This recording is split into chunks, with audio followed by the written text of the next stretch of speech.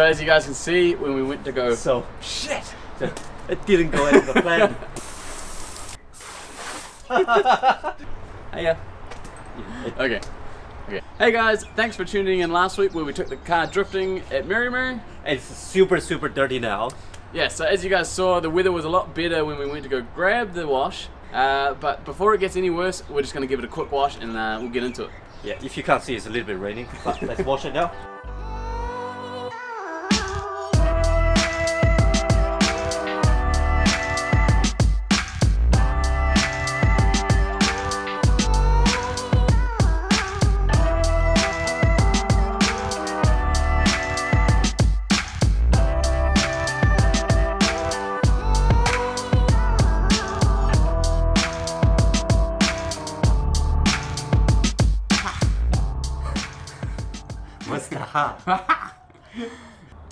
On the previous episode, you guys came drifting with us in the 350Z, which was awesome. We had so much fun. We actually have a comment from a subscriber, Nico, asking us to do a drift challenge. We couldn't get to it on the day, but the drift challenge was tandem battles between the 350 and one of the Drift Academy cars.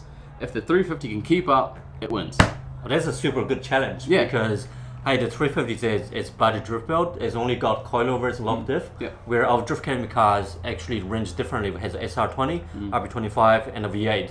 So in particular, I probably think like matching the battle with our V8 one will be the most extreme battle. But well, as you said, we couldn't fit in that day. But the second day, our friend brought his V8 S14, which is pretty much on par with our one. And that was really interesting.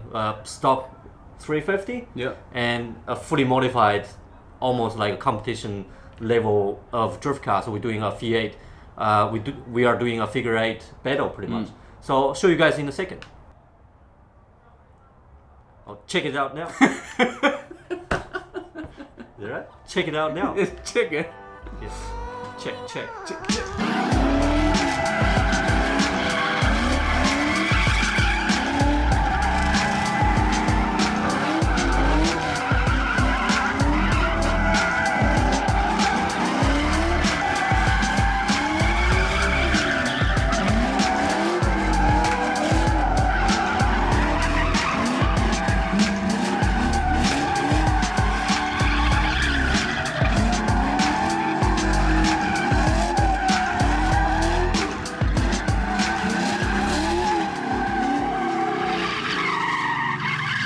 The 350Z performed really well, as you guys can see. It's drifted really good with the angle and the switching.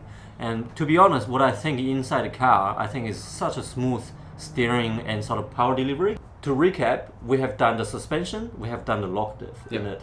That's pretty much the only thing we have done. The car drove good with its power, and handbrake sort of kind of works.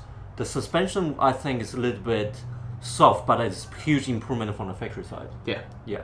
And the lock diff definitely works better and makes the whole drifting a lot easier.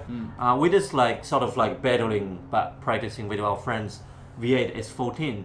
It really sort of bring up the characteristic of the 350, because it feels like it doesn't have much angle from outside the car, but inside you really handling that power and the weight. The car did fantastic work against the V8, with half the amount of the power. Yeah, I think it did really well against the V8. The V8 has big angle kit, so it can really get all the grip it needs. It can turn as much as it can, and it's a 5.7 litre V8, so it's got all the torque in the world as well. So when it stacks up against a full-blown drift car, I was super impressed. Yes, and we're still sitting at 7,500, so that's a great budget. Going forward, we do think we should improve a little bit more of the car. As you guys can see, we changed the rear wheels from those big as 18-inch 275 at the back. So we changed those to the new wheels, which is 235. This does make the car drift a little bit easier, sort of keep the power delivering to the wheels and tires. But going forward, I think we have a few suggestions we want to do, and we're just going to discuss, see if we're going to do that or not. The main thing is we got to keep it within the budget. Yep, that's right. So the first one is I want to install a fixed bucket seat, because when you're drifting sideways to sideways, you don't want to be moving around inside the car, especially at the speed. Having the bucket seat really keep you inside that fixed position and give you confidence driving. definitely. The one thing I would like to improve is the aftermarket steering wheel. The factory one is a good size itself, but it isn't perfectly round, so it is a little bit clunky when it's flowing through your hand. My next improvement that I want to do is a hydraulic handbrake. Because I think the handbrake doesn't work, or it doesn't work 100% because I scour beer. Yep. But mainly it's like when we want to drift better, we want to pedal better, the handbrake is really crucial. And having a hydraulic handbrake means that you want it to lock up, it will lock up, Yeah. and it will be 100% there. The other one I would like to improve is new wheels and tires. So at the moment the car had 18s on it all around. As you guys saw in the video, we actually put some of the Drift Academy wheels on the back just to help it drift a little bit better, to see if it would make much of a difference. And it actually still handled really well. Yes, it's not only smaller, but it's also a lot narrower, and we'll be able to sort of utilize that 270 horsepower and that torque. So my last one will be a wheel alignment. So for this, because I sort of felt a little bit understeer when it's wet in the front. Yeah. The car is like super straight front and back. It was a road car in Japan, and that's why it has like a factory alignment. If we sort of have a little bit camber in the front, that would be better. Yeah. I'm not sure if we'd be able to adjust it because we don't have any like camera arms, stuff like that. It will be everything's factory. But within the factory adjustment, if we can make something happen, that would be pretty good. Yeah, I think it would help. But either way, I'm pretty happy with how the car drifts. Yeah. It's a big list. And Yeah. I think we should just choose a couple of things that we must do because we want to keep this really budget. Yeah. So the first one is the fixed bucket seat. I think it is good, but maybe it's not crucial for me. Not necessary. It would be nice to have, but I think that's the same as the aftermarket steering wheel. I found the factory steering wheel actually worked pretty well. Yeah, it did work. Yeah, I would say the aftermarket steering wheel would be good, but that means also we need to change the boss kit, so the price it up there. Yeah. So I guess for bucket seat and the steering wheel, we're not gonna do that. So Yeah. we're just gonna focus on something else. We definitely need a hydraulic handbrake. Definitely. Yeah, it has a lot of work involved, but it is a must, I think. Yeah, I think if we're gonna continue driving this car as a drift car, hydraulic handbrake is basically standard now in a lot of cars, and it definitely will give you the lock when you need it. The next one I think is crucial is new wheels and tires. And just means that power, 270 Yep. horsepower, we're not struggling, with all that grip from 275. Exactly. So the last but not least, I think is the wheel alignment. Getting the new wheels, tires, and getting the new hydraulic handbrake in there, and go for the next test, which is crucial, and keep that budget really low. Yeah, definitely. As we mentioned before, the other improvement that we're going to make for the 350 is going to be a new set of wheels and tires. So we've got this brand new set from Nan at the Blink Company. Big shout out to Nan because he always behind our drifting.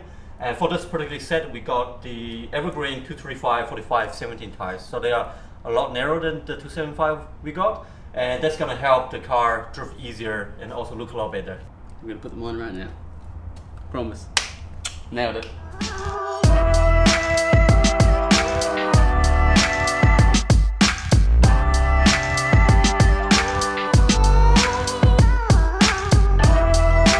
So for the front, we need to take the front spacer off because the wheel is sticking out quite a lot. But by the look of it, it's about 20 mil spacer.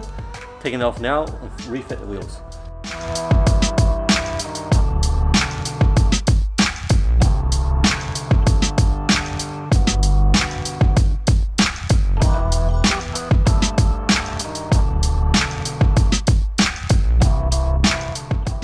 Lastly, before we go, I want to say a big thank you to everybody that subscribes, views our videos, comments, and interacts with us. It makes a huge difference, and we're glad to have you on board.